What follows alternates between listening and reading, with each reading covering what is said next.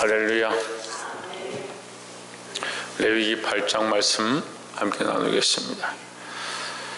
레위기 8장 말씀은 이제 성막을 짓고 그 성막에 나아가기 전에 제사장들, 그러니까 아론과 그 아들들을 먼저 거룩하게 하신 하나님의 말씀을 통해서 하나님의 그 뜻을 볼 수 있습니다. 우리가 먼저 거룩해져야 합니다. 하나님 앞에 나아갈 때에 하나님께서 세우신 자들이 먼저 거룩해져야 하고, 또한 세워진 자들을 통해서 또한 교회 가운데 그 다음 제자들, 또한 세워진 자들, 직분자들을 세워가야 한다라는 겁니다. 모세가 앞에 서고 모세를 통해서 아론과 그의 아들들을 거룩하게 하는 이 제사 예식을 거행합니다. 다시 말하면 모세가 하나님 앞에 거룩함을 입었고 그 말씀을 통해서 깨달았기 때문에 그 깨달은 모세를 통해서 아론과 그 제자들, 그 아들들을 세운다. 그러니까 우리가 먼저 하나님 앞에 서고, 주의 종이 하나님 앞에 서고, 그 다음에 주님 앞에 장로들이나 직분자들을 세우고, 또한 앞에 기도하는 자들을 세운다는 겁니다. 그래서 우리가 하나님께서 세우신 이 법들을 따라서 서로 순종하고 질서를 지켜가야 된다는 겁니다. 특별히 우리가 나눌 말씀은 5절에 모세가 회중에게 이르되 여호와께서 행하라고 명하신 것이 이러하니라 하고, 6절에 아론과 그 아들들을 데려다가 물로 그들을 씻기고 7절에 아론에게 속옷을 입히며 띠를 띄우고 겉옷을 입히며 에봇을 더하고 에봇의 기묘하게 한 띠를 띄워서 에봇을 몸에 메고 8절에 흉패를 붙이고 흉패에 우림과 둠밈을 넣고 했습니다. 이 제사장이 의복을 입히는 겁니다. 에봇을 입히고 그 위에 우림과 둠밈, 흉패를 붙이고 흉패 안에 우림과 둠밈을 두고 머리에 여호와께 성결이라는 이 모자를 쓰고 신을 신고 방울을 달고, 이 제사장이 입는 의복을 이 아론과 그 아들들에게 입혔는데, 이것이 흡사선 그 신약에서 말하는 전신갑주의 모양과 같습니다. 전신갑주는 머리에 구원의 투구를 쓰고 가슴에 의의 흉배를 붙였습니다. 이 전신갑주를 우리가 이 말씀으로 함께 나눌 때 주로 뭐라고 얘기하냐면, 우리의 전 몸을 하나님의 말씀으로 덮어서 우리가 말씀대로 행하는 삶, 우리가 팔이나 다리나 다 믿음으로 걸어가고 성령의 검으로 싸우고 믿음의 방패를 들고 구원의 투구를 쓰고 의의 흉배를 붙이고 이렇게 하면서 우리가 전신갑주의 모양을 얘기합니다. 전신갑주를 입는다는 것은 세상에 대하여 우리가 의의 삶을 살아가는 것, 하나님 말씀대로 살아가는 모양을 얘기하는 것이고, 이 제사장들은 하나님 앞에서 자신들이 죄인인 줄 알고 자기들이 의인이기 때문에 이것을 입는 것이 아닙니다. 의인이 왜 하나님 앞에서 입어야 됩니까? 우리가 의롭지 못하기 때문에, 죽을 수밖에 없기 때문에, 죽을 죄인이기 때문에 예수 그리스도로 옷 입는 것입니다. 마찬가지로 이 아론과 그 아들들 또한 모세를 통해서 하나님 앞에 나아갈 때 그들의 죄가 당연히 드러나고 죽을 수밖에 없기 때문에 그들에게 하나님께서 입히셨다, 덮으셨다라는 거죠. 그래서 이 전신갑주의 전형은 뭐냐? 예수 그리스도입니다. 그래서 우리의 의로 하나님 앞에 나아갈 수 없다, 우리의 방법으로 하나님 앞에 나아갈 수 없다. 그래서 덮는 겁니다. 뭘 덮냐? 세마포 옷으로 덮고 에봇으로 덮고 흉패로 덮고, 이 덮는 것이 뭘 얘기하냐? 우리의 의가 아니라 예수 그리스도의 의로 덮는 것이다 하는 겁니다. 그래서 이 구약에는 그림자가 있습니다. 그림자. 그래서 예수 그리스도가 그들에게 당장 보이지 않아도 너희의 의로 나아갈 수 없다. 하나님께서 너희에게 허락하신 의로 나아가라. 그래서 하나님께서 그들에게 먼저 명하셨다라고 했는데, 5절에 모세를 통해서 여호와께서 명하신 것이 이것이니 하는데 6절에서 뭘 하느냐? 그들을 씻겼다. 너희는 여호와 앞에 성결함으로 나아가라. 너희의 의로 안 되고 씻기고 입어야 한다는 거예요. 신성경 뭐 해야 된다? 입어야 한다는 거죠. 예수 그리스도로 옷 입고 그 의를 힘입어 하나님 앞에 나아갈 수 있는 저와 여러분 되시기를 주의 이름으로 축원합니다. 우리 의로 안 된다. 우리 의로 할 수 없다는 거죠. 일단 우리 두 번째 나눌 말씀은 23절에 모세가 잡고 그 피를 취하여 아론의 오른 깃뿌리와 오른 엄지가락과 오른 발 엄지가락에 바르고 했습니다. 자, 그들이 입힌 다음에 두 번째 뭘 하느냐, 관유를 기구에 다 바르고 그 다음에 이 아론과 그 아들들을 데리고 와서 수양을 잡아서 수양에 이 안수를 한 다음에 그 수양의 피를 가지고, 이게 다른 백성들에게는 하지 않습니다. 이 제사장들에게만 하는 특별한 일인데 어떻게 하느냐, 기와 깃뿌리와 오른손 그러니까 엄지손가락이죠. 엄지손가락과 오른쪽 발에 엄지발가락, 거기에 피를 발랐다. 뭘 의미하느냐, 아론에게만 바른 게 아니고 24절에 아론의 아들들에게도 똑같이 그래요. 데려다가 그 오른쪽 깃뿌리와 오른손 엄지가락과 오른발 엄지발가락에 그 피를 바르고 또 그 피를 단주에 뿌리고 했습니다. 우리는 이 말씀에 이제 의미적인 것들을 보아야 하는데, 귀에 발랐다 그러면 뭡니까? 듣는 것을 뭐한다? 정결케 한다. 듣는 것을 피로 정결케 한다. 너희의 듣는 것을 잘 해라는 거죠. 그러니까 말씀을 들을 때 우리가 예민하고 아멘하고 말씀 앞에 우리가 정결하고 말씀을 100% 받아들여야 되는데, 말씀은 잘 안 듣고요, 말씀 시간만 되면 졸고 딴짓하고 말씀 들으면 엉뚱한 짓만 계속 하는 사람들이, 세상에 가서 누가 뭐 어쨌다 하면 그거는 뭐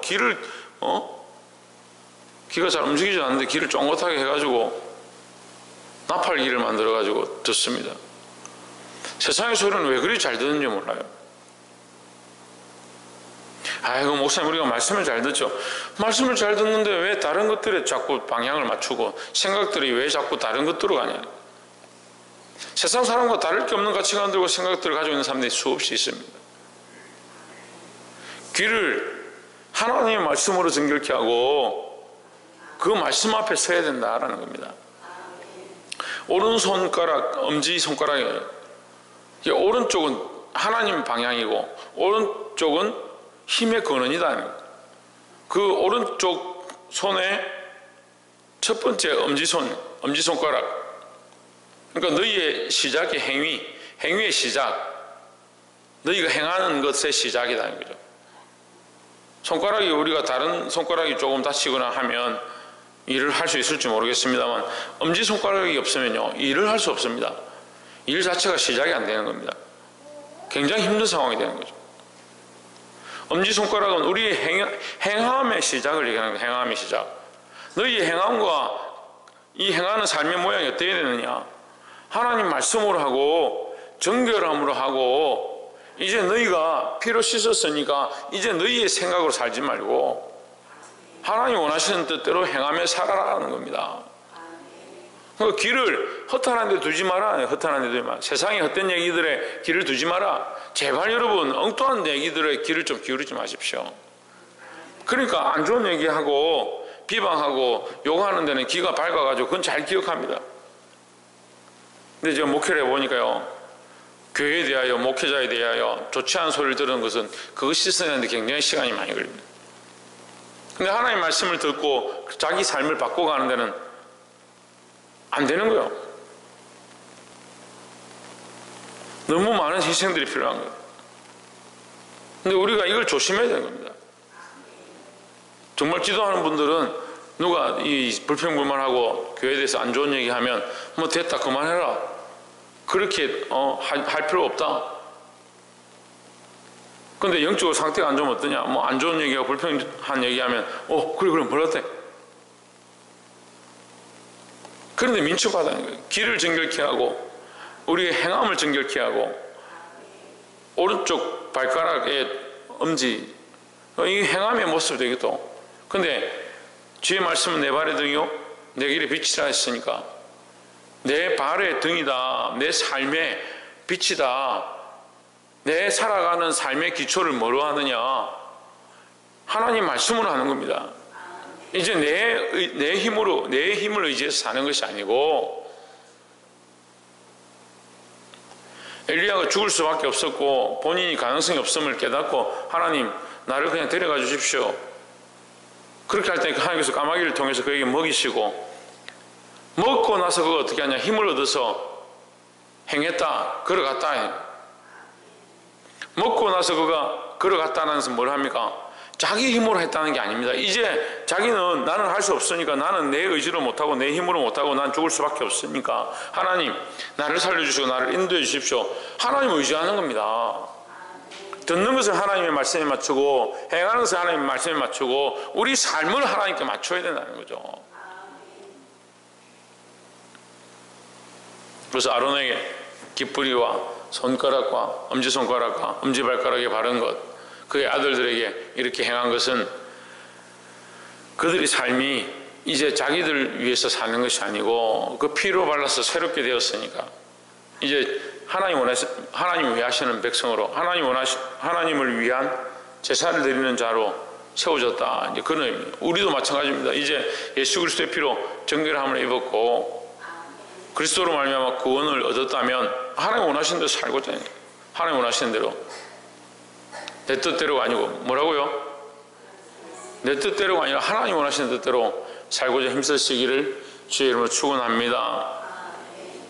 마지막 세 번째로 34절에 오늘날 행한 것은 여호와께서 너희를 위하여 속하게 하시려고 명하신 것이니 했습니다.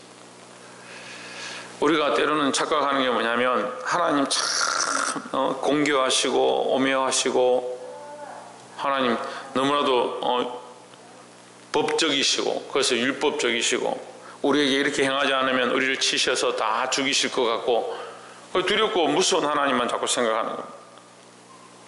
근데 우리가 정말 그 속에 있는 하나님의 마음을 보아야 하는데 34절에서 뭐라고 하냐면 누구를 위하여? 우리를 위하여. 그러니까 해막은 누구를 위하여 주셨냐? 우리를 위해 주셨습니다.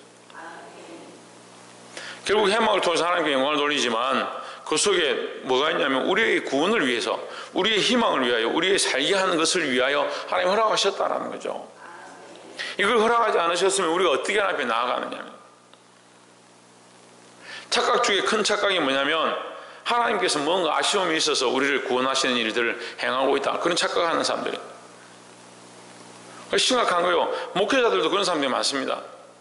하나님께서 뭔가 좀 아쉬워서, 하나님 우리를 버리는 게 아까워서, 그래서 우리를 그냥 내버려 두지 않고 예수님 이 땅에 보내셨다, 하나님 좀 뭔가 아쉬워서 에덴 동산을 만드셨다, 그런 심각한 착각을 하는 사람들이 많이 있습니다.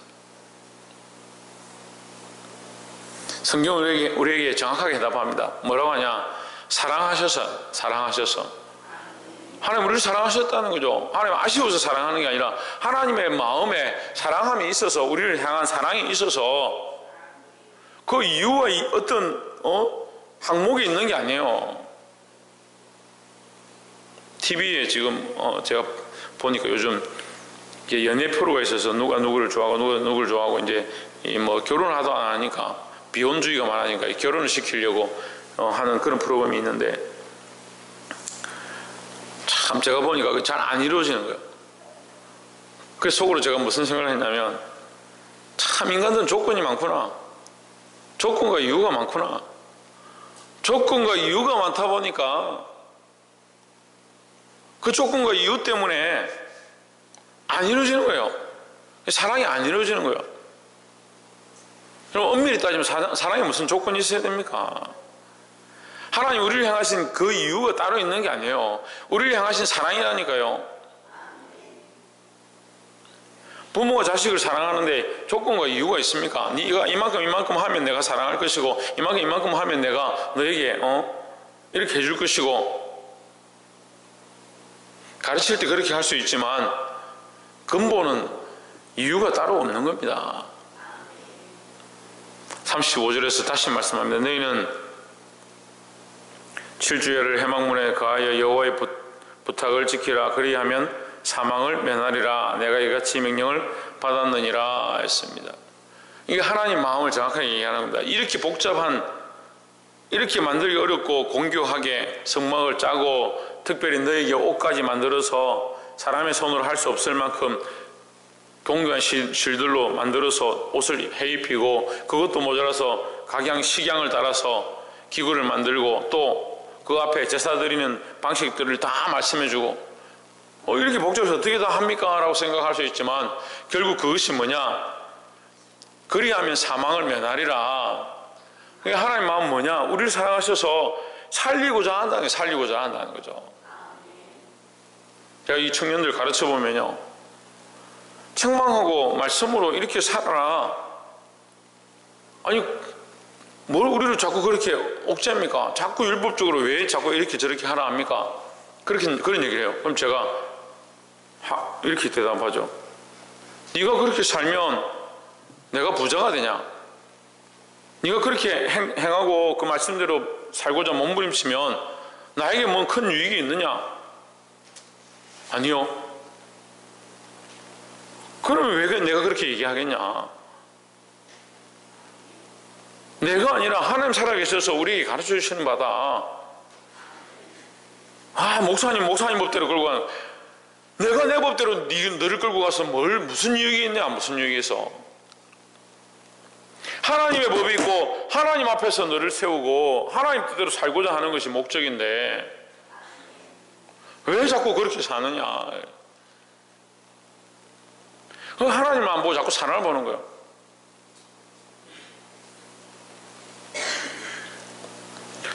말씀을 맺겠습니다. 오늘 세 가지 있는 말씀을 나눴는데 우리가 하나님의 말씀 속에서 항상 알아야 될 것은 이 말씀이 하나님의 말씀이라면 하나님의 마음을 깨달아야 되는 겁니다. 말씀을 받으면서 아멘으로 받는데 왜 마음이 딴 데 가 있냐? 듣는 귀가 닫혀 있냐? 세상이 말하는 것들은 잘 듣고 하나님의 말씀에 귀를 기울이지 않고. 사랑하는 성도 여러분, 하나님 우리에게 사망을 주시고자 하는 것이 아니라 생명을 주시고자 하고 우리를 살리고자 하고 우리에게 힘을 주시고자 합니다. 이 말씀을 순종하여서 하나님 원하시는 백성대로 살아가고 승리할 수 있는 저와 여러분 되시기를 주의 이름으로 축원합니다. 기도하겠습니다.